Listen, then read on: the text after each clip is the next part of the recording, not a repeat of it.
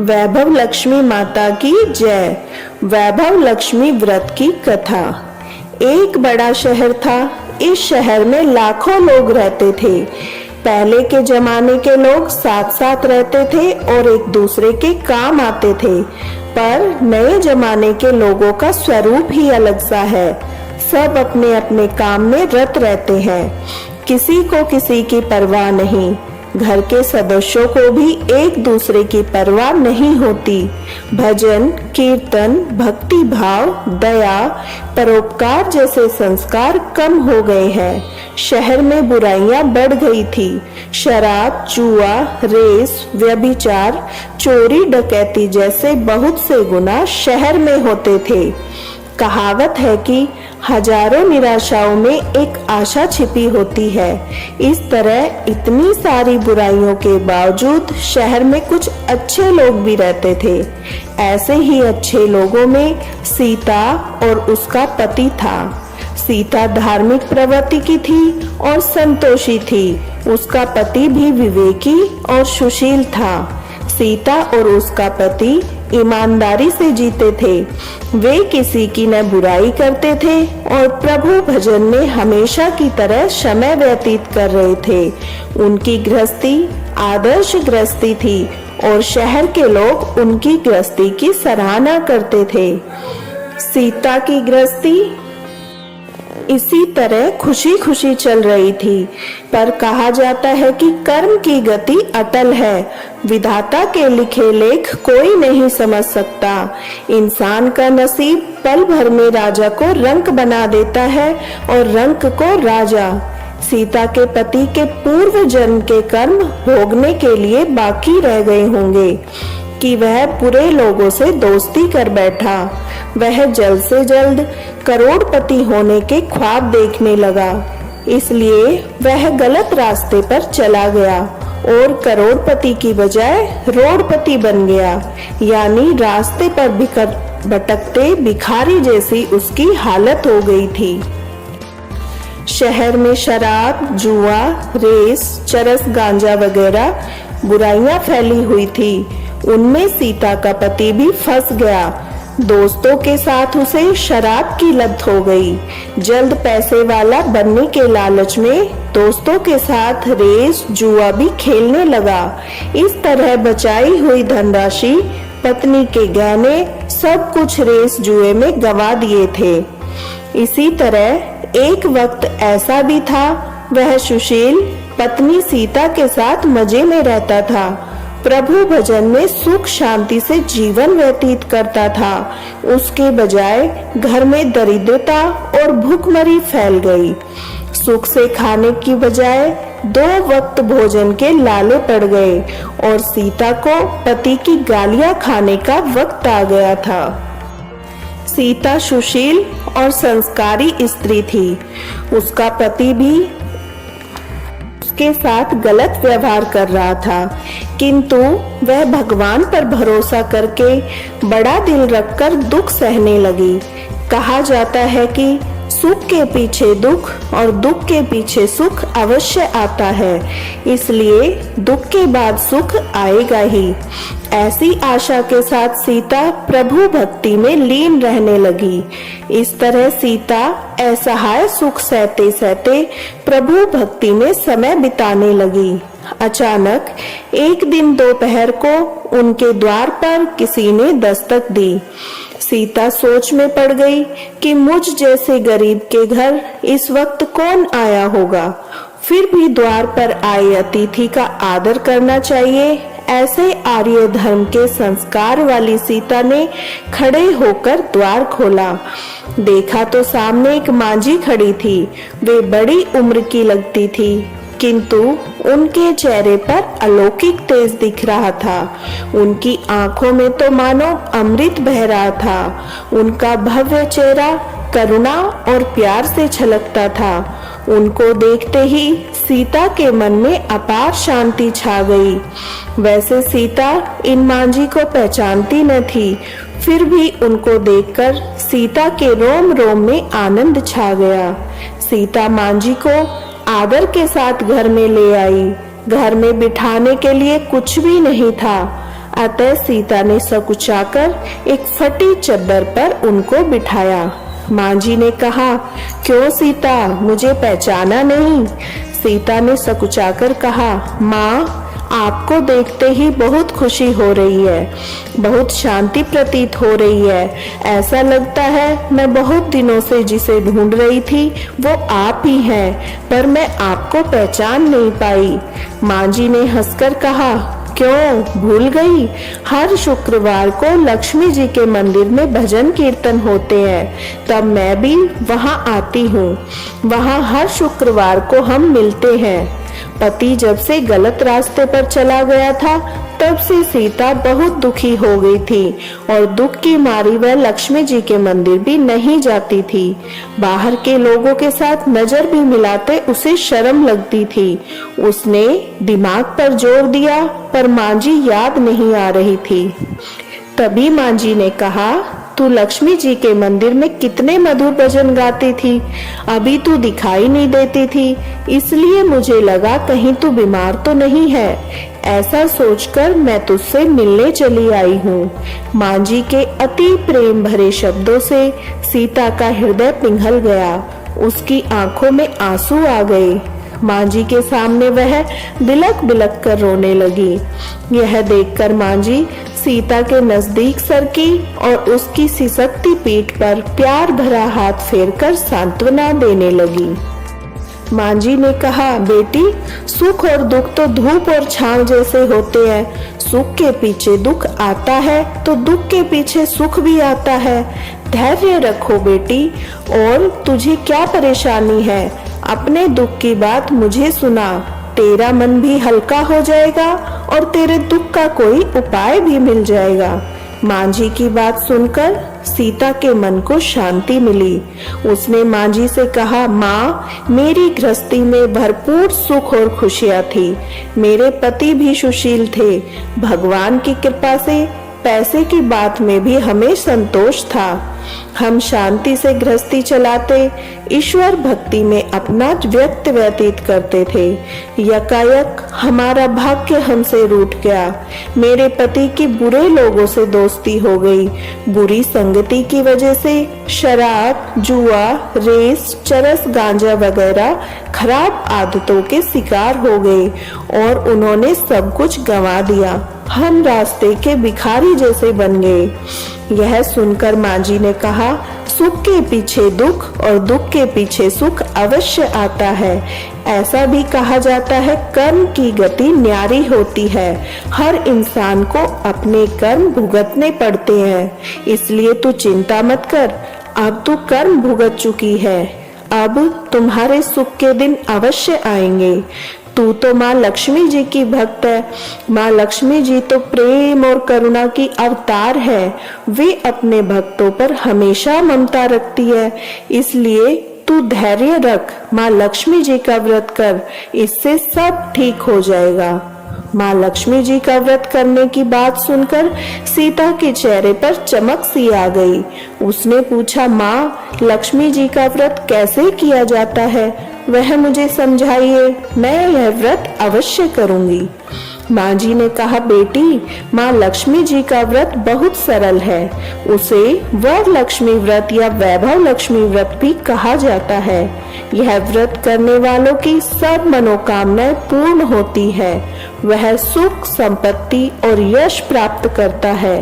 ऐसा कहकर माँ जी वैभव लक्ष्मी व्रत की विधि कहने लगी। बेटी, वैभव लक्ष्मी व्रत वैसे तो सीधा साधा व्रत है, परंतु कई लोग गलत तरीके से करते हैं, अतः उसका फल नहीं मिलता। कई लोग कहते हैं, सोने के गहनों की हल्दी कुमकुम से पूजा करो, बस व्रत हो गया, तभी उसका फल मिलता है। सिर्फ सोने के गहनों की पूजा करने से फल मिल जाता तो आज सब लखपति बन गए होते। सच्ची बात यह है, सोने के गहनों का विधि से पूजन करना चाहिए। व्रत के उद्यापन की विधि भी शास्त्रीय होनी चाहिए, तभी यह वैभव लक्ष्मी व्रत पूर्ण फल देता है। यह व्रत शुक्रवार को करना चाहिए। सुबह में स्नान करके स्वच्छ कपड़े पहनो, और सारा दिन मन में जय माँ लक्ष्मी का नाम स्मरण करो। किसी की चुगली नहीं करनी चाहिए। शाम को पूर्व दिशा में मुंह कर बैठे और आसन पर बैठ जाएं। सामने पाटा रखकर उस पर रुमाल रखें। रुमाल पर चावल का थोड़ा सा ढेर रखो। उस ढेर पर पानी से भरा तांबे का कलश रखकर कलश पर एक कटोरी रखो। उस कटोरी में एक सोने का गहना रखो। सोने का न हो तो चांदी का भी चलेगा। चांदी का न हो तो नकद रुपया भी चलेगा। बाद में घी का दीपक जलाकर धूप सुलगा कर रखो। माँ लक्ष्मी जी के बहुत स्वरूप हैं। माँ लक्ष्मी जी को श्री यंत्र अति प्रिय है।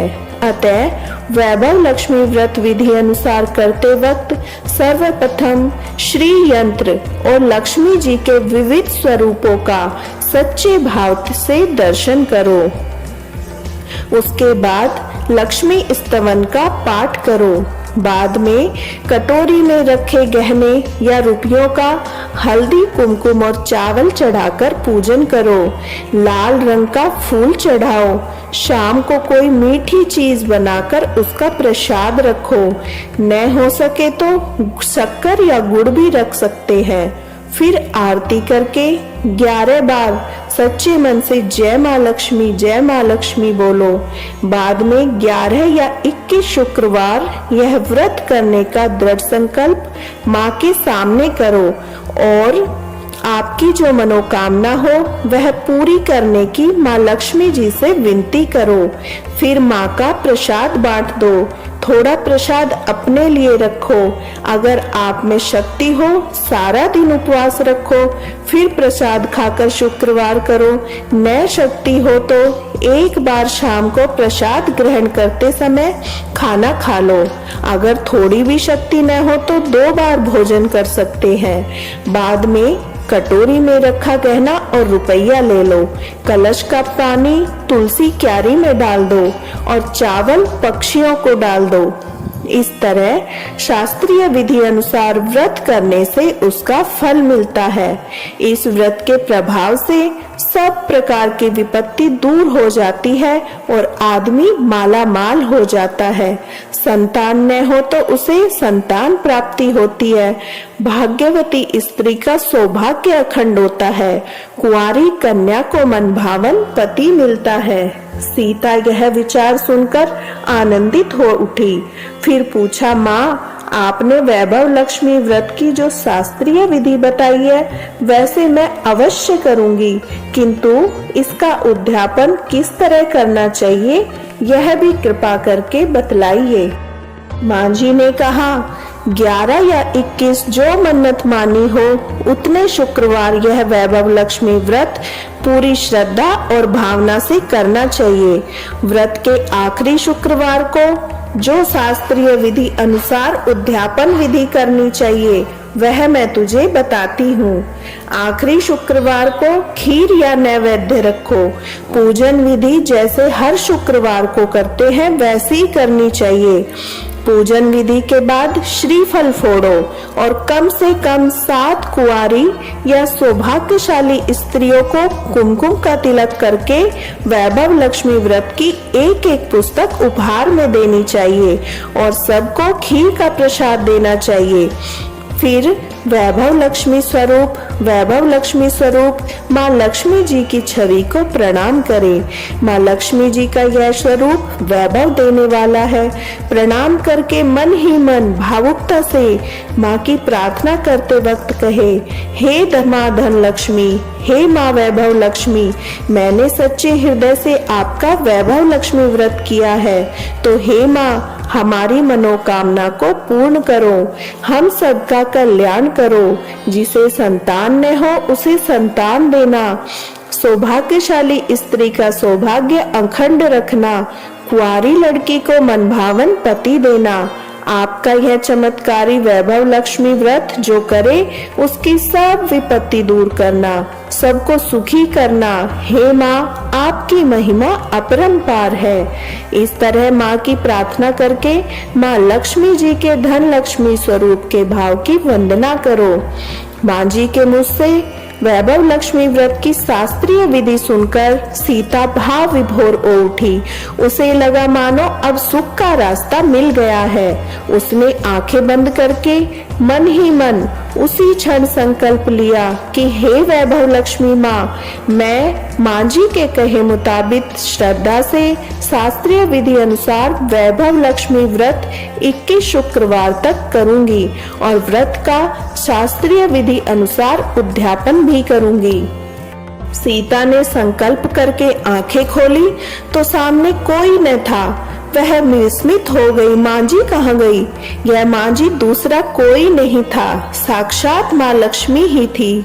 सीता लक्ष्मी जी की भक्त थी, इसलिए अपने भक्त को रास्ता दिखाने के लिए माँ लक्ष्मी देवी माँ जी का स्वरूप धारण कर सीता के पास आई थी। दूसरे दिन शुक्रवार था। सवेरे स्नान करके स्वच्छ कपड़े पहनकर सीता मन ही मन श्रद्धा से पूरे भाव से जय माँ लक्ष्मी का मन ही मन सुमिरन करने लगी।